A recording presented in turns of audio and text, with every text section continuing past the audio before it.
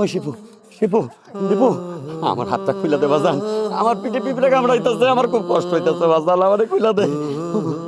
কি কইলা? চুলকানির লেগা তোমার হাত আমি খুলে দিব? জীবনেও না আব্বা, তোমার হাত কোনো চুলকি করানোর লেগে করুন যাবো না।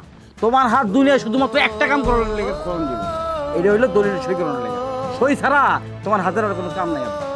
যদি তুমি কও তুমি দলিল সই করে দিবা, তাইলে তোমার হাতে ফিরে দেবো।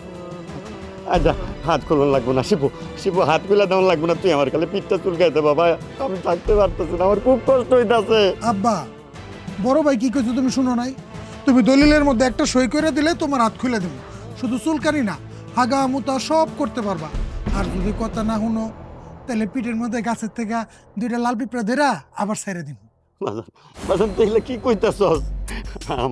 আমার হাতটা কইলা দে, আমি যে তিষ্টাইতে পারতাছি না, আমার পিঠ জ্বইলা যাইতাছে। ও আল্লাহ।